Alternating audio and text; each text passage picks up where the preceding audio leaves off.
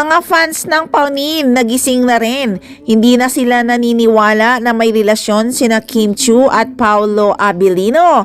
Bakit kamo? Kasi walang magtangkang manligaw kay Nini. Kung tutuusin kung talagang single si Janine Gutierrez, siguradong maraming pipila na manligaw. Una na dyan si Jake Ejercito na talagang crush niya si Janine Gutierrez nung ginagawa pa lang ang Marry Me, Marry You. Pero mas mabilis si Paolo nabihag ang puso ni Nini na sobrang crush kasi niya si Paolo, kaya nagkainlaban. Kaya nga hindi na maloloko ang Paunin fans. Alam na nila OA lang ang Kim Pao at Paunin talaga ang totoong nagmamahalan.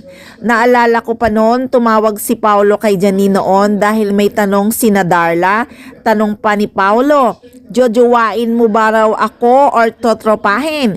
Sagot ni Janine, pinakasalan na nga kita hahaha. Kakilig no? Jojowain ba o tatrapahin mo daw ba ako? Ikaw. Nakasalan na nga kita Sagutin mo? Sasagutin mo na ako pag umabot ng 2 million?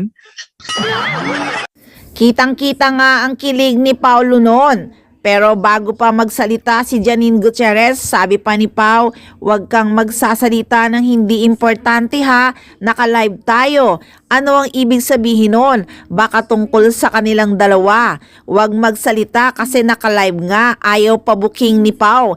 Grabe, sweet nilang dalawa, sobrang kakilig. At kitang-kita din na kinilig si Paolo ha.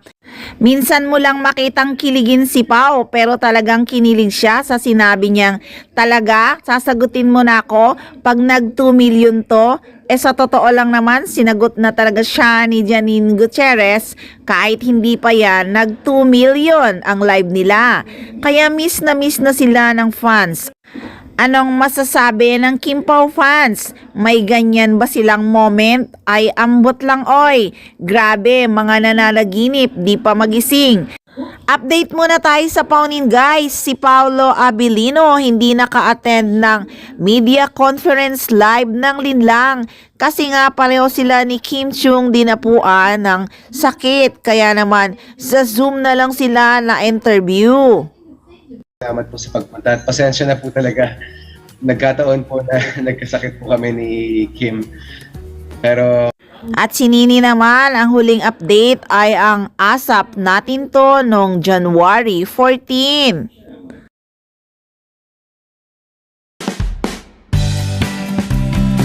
So stay tuned Paunin fans, marami pa tayong aabangan sa susunod na moments ng Paunin. Kaya tutok lang, dito lang sa Maarteng Machika!